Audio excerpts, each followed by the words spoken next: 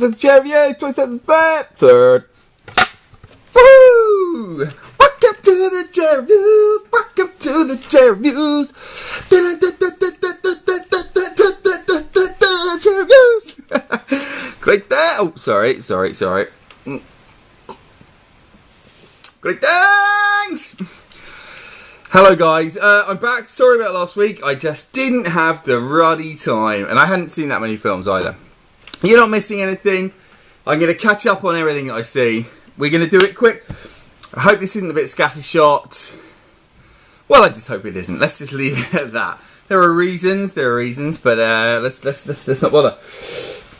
Let's just go straight into it. So, last week, I say that every week, I think. It's quite dull. But let's go straight into it. So, last week, I saw a couple of films last week and one this week. And I've got some DVDs for you as well. So, I'm going to start off with... Yeah, let's stick to genres. Well, not really genres, but... I saw Still Alice. I'm admitting to it. I'm owning up. But I went to see that last week. It was finally released here in the UK because when the Oscars came around, it hadn't been so, and so people in the UK hadn't really seen it, and that is annoying every year. Well, it doesn't happen every year, but quite often that does happen where these small films that come out in the States in autumn don't come out here for a while, and so there's an Oscar race that you basically haven't seen the form of the horse. And I now have. So, Still Alice, it's directed by a guy called Richard Glatzer. And I wasn't going to look up his name. And I'm so glad I just did. Because he hasn't really done anything before. Well, not that I know of, particularly. But I was aware that... So, this is the film about Alzheimer's, okay? So, Julianne Moore is a linguistics professor. And she discovers that she's got early onset Alzheimer's at around about 50. So... a degenerative disorder. And this guy, Richard Glatzer, who directed it, he didn't have Alzheimer's, but he has another disease, and unfortunately I can't remember what that is, but it's like ALS or something, which I don't know what that is. But it's a general degenerative disease, so you're on the way to shutdown. And there's nothing really you can do. And the guy just died. He died about 2 weeks ago. He died on the 10th of March, my dad's birthday. Happy birthday, Dad.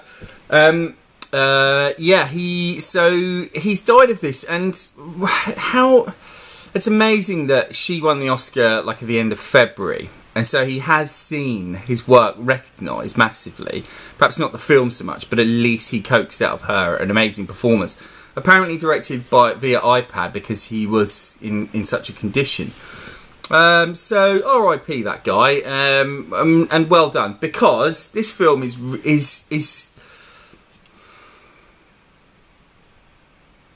it's a real work.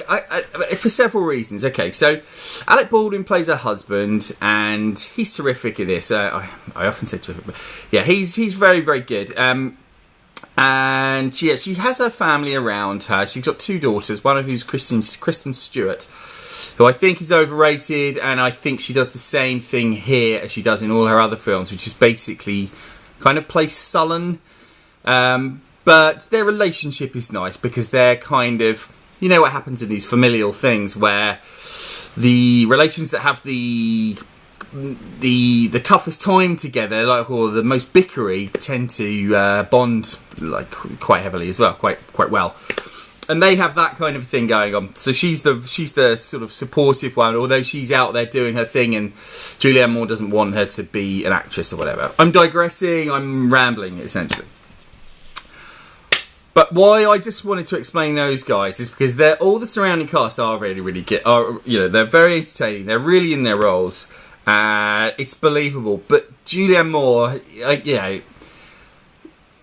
I used to have a thing where I didn't much like Julianne Moore. She used to bother me. There was something about her, and maybe since Magnolia, where she's just fantastic. Maybe since then I've really gotten to like her more and more and more. And plus I've heard her in interviews, and she is charming. She's just fantastic. But in this, she gives this heartfelt performance. Heartfelt's probably the wrong word, because that leads you to believe that it's kind of mopey or self-serving, you know, kind of morbid or maudlin or schmaltzy, but it isn't any of those things. It's just this really, really, really entertaining portrayal of a woman. Entertaining, yeah. Well, it is entertaining, yeah. Of a woman who's suffering from Alzheimer's and who's gradually losing her mind, and she's having a very hard time with it. Her explanations of what the disease is like, with like a tear in her eye, they're just so real. They're so real. There's nothing about this film that's forced or like plink plink piano music to make you feel sorry for anyone. It's just an earnest portrayal of something that's quite frightening, and it really hammers home that it's a disease. You know, this isn't something that just old people get. It's not just old age, and I think it's an important work, even if just for that reason. There are a few things else that I really like. There's an early scene of her, she's running around Columbia campus where she works as a professor. Imagine that, you're a professor and you're losing your mind. I mean, for any of us. But if you're like a thicko, well, no, this is just out of order. It's bad for anyone. But imagine it being a professor, that's your job, is to teach and etc. So yeah, there's this shot where she first thinks that she might be kind of losing her mind, and this is where I'll give a little bit of credit to the director. I would for the performances anyway. And she does this whirl, and he puts all the background kind of out of focus, and it really gives you this feeling of what this might be like, whether that's just an interpretation, but well, it is just an interpretation, but just that fear of not knowing what's around you, of losing it, of losing that perspective. And it was a really, really, it was a good scene. All of them are. It's a good film. It's not hammy. It's not sad. It's not done to make you feel sad for somebody. I kind of draw some parallels between this and Dallas Buyers Club, because it's not really about the disease. It's about an interesting character having that disease, and that makes you invest. It's not just some weepy crap Saturday afternoon thing on like Hallmark. It's an interesting character, a vibrant character who's fighting for her sanity in many ways. And Dallas Buyers Club had some parallels as well. Dallas Buyers Club was a flashier film with a lot more surroundings, but this is kind of localised. It's kind of it's ordinary in its aspects, in its perspective. Sorry, but it is extraordinary with her performance. She is really, really good. There's a moment where she gives a speech to the Alzheimer's Society, and she has to yellow mark the lines so that she doesn't read them again twice. And I had a few tears running down my face. Very, very good. We're going with 2 Thrones for Still Alice. Don't be scared that it's a disease film. It's really worth your time. I enjoyed it thoroughly. Well done, Julianne Moore. She's great. What's the other thing? Julianne Moore. Nope, that's it. So that's Still Alice. 2 Thrones. Not a bad start. That last week, I also had another trip to the cinema, which was to see Run All Night. Run All Night. Now, this baby's going to come up a few more times this evening. It got a thump the other time. Didn't it get a thump for Taken 3? But this time it's just Liam Neeson. But it's a European director directing Liam Neeson. He seems to like this thing. This time the guy's Jaume Collet-Serra, and he has directed Liam in Unknown and Non-Stop. I haven't seen Non-Stop. A few people have said to me it's kind of nice throwaway fun, ridiculous. I saw Unknown. It was nice throwaway fun, ridiculous. This film, okay, I'll set it up. At the beginning, he's an alcoholic. It's kind of a Boston Irish, New York Irish gangster thing. He and Ed Harris are old friends.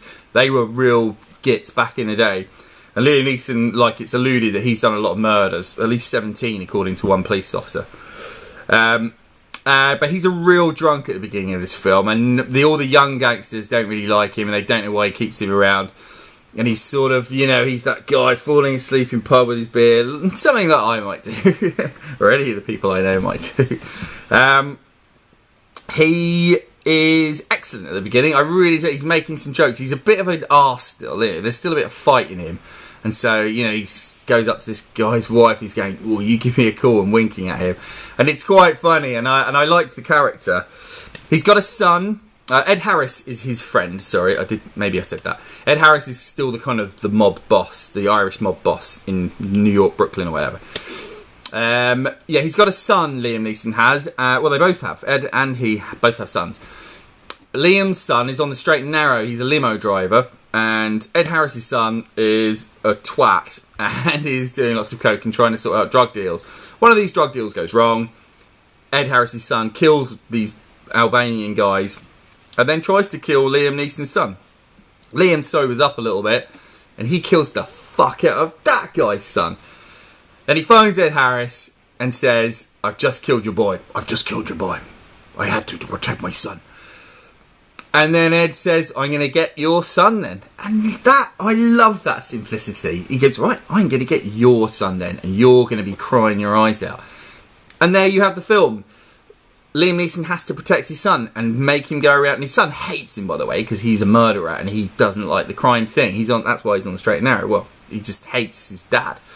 Because his dad's an alcoholic scumbag, essentially. But he's not now. And then you've got this action film, and it goes all around New York, and Liam's coming after, or he's trying to protect his son, and then he's sort of trying to have this thing with Ed Harris to say, "We're the oldest friends, come on, let's stop it." And Ed won't stop it.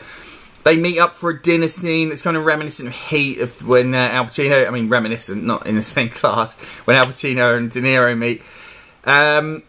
And he gets in lots of fights and kills a lot of people. I said this policeman thinks he's killed about 17. He at least doubles that by the end of this film. So it's some night's work, honestly, for a guy who's been killing all his life. It's fucking amazing.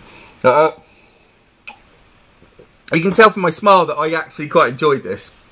I had low expectations. I thought, no, this isn't going to be that good. But I've had a ball. I thought it was really, really good fun. There's not a lot of originality there. And maybe that's a bit of a problem. There's something that the director's doing with like these slow-mos and lifting up at the tail and going like Grand Theft Auto to the next scene.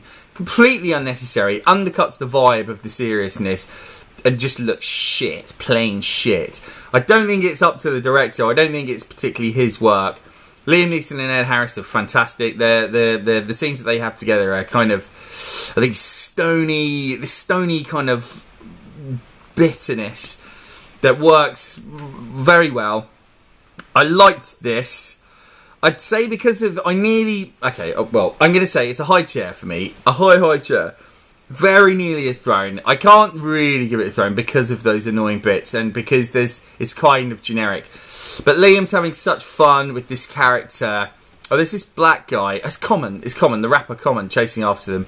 And he's kind of weird and over the top, I guess, which makes it a bit silly. I would have preferred it a bit more grounded, a bit more gangstery, a bit more... not more violent. This film is violent. People get shot in the face all the time. Liam's doing most of it. It's a violent one, not ultra, but lots of people getting shot. And it's good. Slightly over-directed, as I say. Some of the car chases I was going, oh yeah, and there's this thing that he's wobbling the camera around just for no reason, sometimes slightly out of focus, and I was thinking, no, look, you're ruining what is actually a good film here. So that's why it's a high chair, but it's a high chair. I enjoyed it. I would say, if you like action stuff, a little bit gruff Irish gangster stuff, seek that out. And so then, I would thought, okay, Taken 3, European directors directing Liam Neeson, you're fine. And then last night I saw The Gunman, directed this time by Pierre Morel, director of fucking Taken. This time he does get a little slap, just a wee one, because I shouldn't give it away straight away, but it is pants. The thing about The Gunman is it's shit. Now this stars Sean Penn this time as one of these the genre's called Jerry action since Taken, basically old guys fighting people. Yummy. What can I tell you about the story? It starts off and it starts to look quite good. There's him, Mark Rylance, you may have seen this recent Wolf Hall thing. Who else is in it? There's quite a cast. Ray Winston's in it. They start off in Africa, and they're kind of contractors for doing this stuff, but secretly they're hitmen for the mining companies. And there's an incident that happens, and Sean Penn has to leave them. He has to leave the country and leave his girlfriend, which is key. Oh, Javier Bardem's in it, and he's entertaining in this. Yeah, so Sean Penn leaves, and then years and years later, he's back in the Congo. Some people try to kill him, so then he goes, right, I've got to find out who's trying to kill me. And he gets on a plane straight to London. He writes down these 5 things, and this is when it all starts to go tits up. The plot's just so like early 90s. There's a weapons company behind something. The things we did back then. And look, it's Sean Penn, alright, I won't get it down. Carlito's Way. In that, he is brilliant. That is a performance of a lifetime. Particularly as all his other performances are kind of shit. Right down below this thing, if you know of a good Sean Penn film. I haven't seen the Dead Man Walking thing. I found him hard to watch in this. His grisly, boring face. His eyes were dead. His face looked dead. I found him a really tough watch, I'll be honest. And he wasn't an action star. I don't know. He's just shit in this. Ray Winston's doing what Ray Winston does. He's got... Sean Penn's got this kind of sickness that pops up like twice, and then you're meant to go, oh, he's got the sickness. You go, well, you just forgot about it for about 40 minutes. There's loads of action, but it's boring. You just want it to end. People are shooting each other. It's kind of like reasonably well done, but who cares? There's an early scene where he's just been in this fight and he was having a shower, going, doing the thing where he wipes the steam away from the mirror, that cliched crap, looking in his own eyes, like examining his past. And I just thought, look, honestly, if you got killed now and the film followed the doorman at this hotel, I'd be quite happy just seeing him have dinner with his wife. Your shit, get off my screen, get off. Winston's okay. Javier Bardem, as I mentioned, he's quite okay. He's the sort of villain, but it's so weakly. It's from a book, this is, and it's so bookish. Sometimes they don't translate them properly to the screen. It's so bookish. Like run-of-the-mill thriller that you just go, oh, well, of course that bloke's a baddie. Fuck, from the moment you ever see him. Oh, and incidentally, there's full of these pathetic scenes, like chasing after this girlfriend that he re-meets up with. And just going, just bad script. Do you think you can just say sorry now? Just that sort of stuff. Oh, tiresome garbage. And incidentally, then she comes, this isn't a spoiler, then she comes, because she can't resist this dead-eyed fucker. She comes round to bosh him off, even though she's married to this other guy. He seems like perfectly decent, to be honest. And then it does turn out that when he left Africa, suddenly his girlfriend, his long-term girlfriend, she was raped by rape gangs, but still she just goes back and she can't resist him. I'm sure that Sean Penn said, I think, in the script meeting, I think she can't resist me, I think she should come round. Pathetic. We're going 2 stalls, totally shit, he only got a little smack, but let's just not have any more of this crap now. I liked Run All Night, but only Liam Neeson can do it. Bloody expect all this Jerry action stuff. John Wick's coming out soon. The trailer for that I did kind of enjoy. We'll see what that's like. I do like Keanu Reeves. He's good that he's bad, you know. So that might be good fun. Right, what else have we got? On to DVDs. So the only one of note I've seen from Love Film was Chef. Now, Chef is good. Chef is directed by Jon Favreau, who directed the Iron Man films, directed Swingers back in the day. And this is about a big fat chef who gets involved in a bit of a fracas with his boss, Dustin Hoffman. A fracas with this critic who is the guy, Oliver, somebody, I can't remember. Oliver someone. The guy from Flatliners, he's in Flatliners. Oliver Platt, I think, yeah. And it stars him, and he's in the kitchen with John Leguizamo, and Dustin Hoffman gets in a big spat, gets fired. His ex-wife is Sofia Vergara. He's got a little baby son. His girlfriend Scarlett Johansson, he directed this. Hey, do you want to come and play my girlfriend? Yeah, all right, Jon Favreau.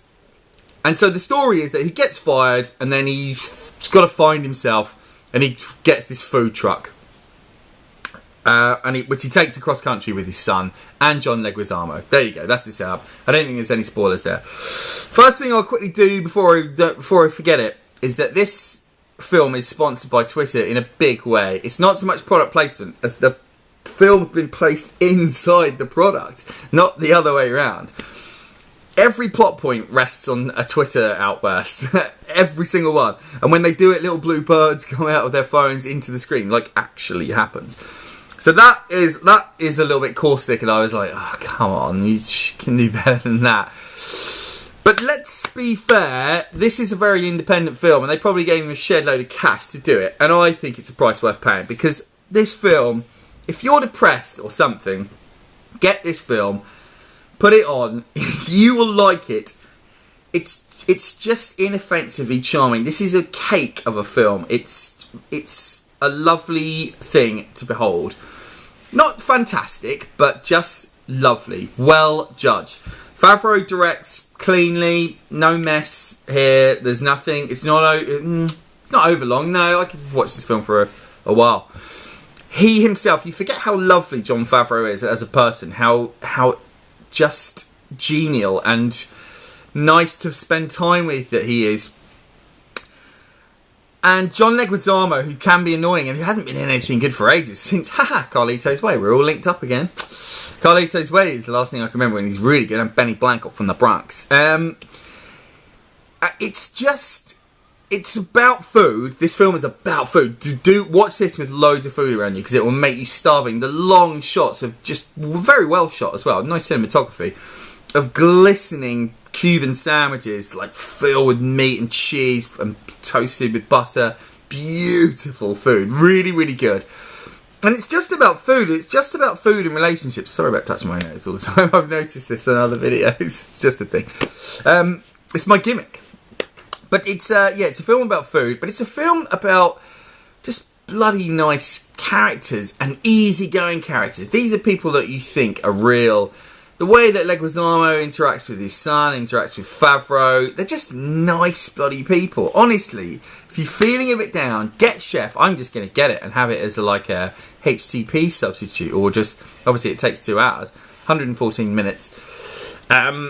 But just to have it as a bloody thing, it's lovely. And it's about finding yourself. It's about being happy with what you're doing, which, you know, we should all give it a try, shouldn't we? Well, I bloody should. But I like doing this. This is my thing. This is my chef.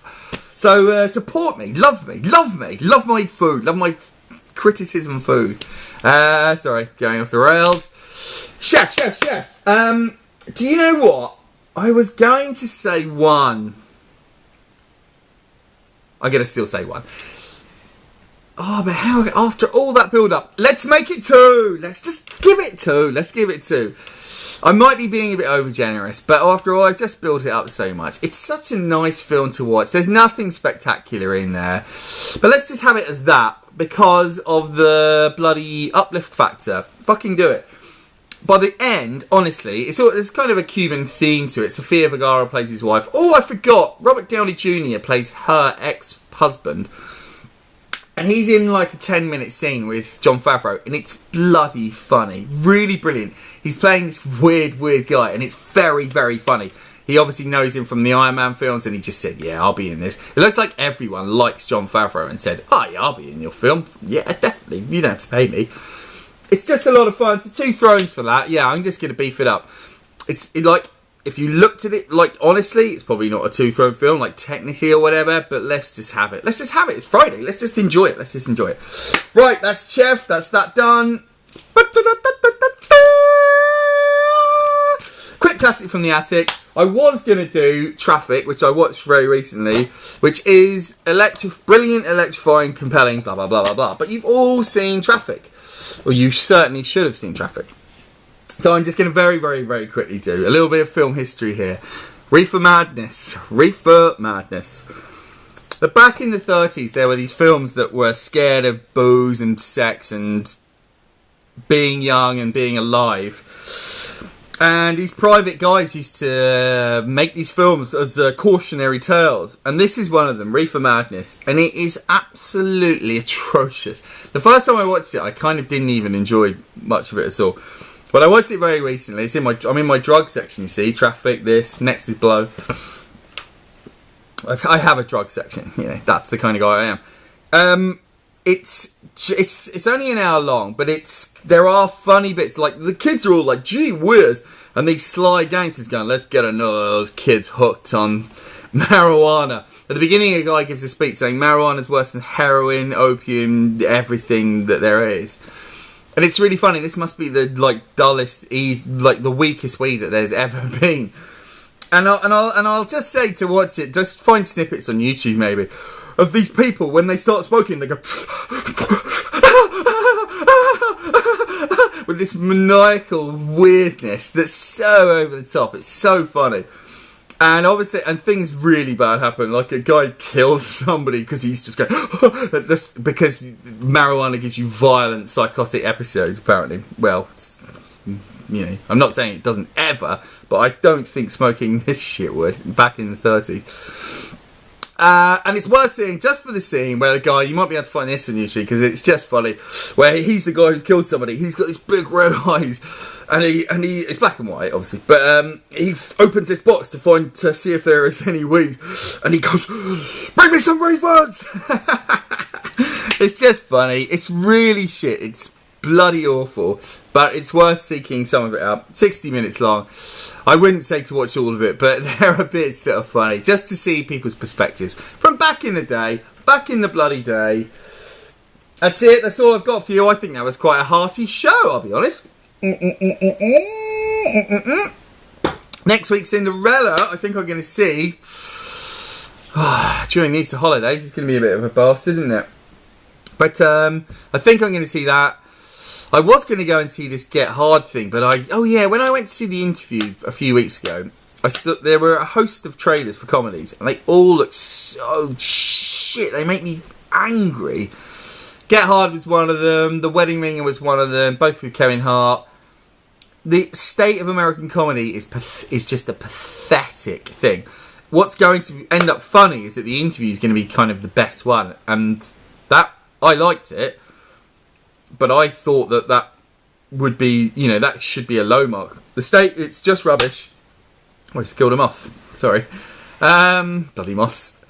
That's it. I was saying goodbye. I am going to say goodbye. The chair reviews is over, and I love you, and I will see you soon. I've got to wash a moth off my hands. Bye, bye, bye, bye, bye.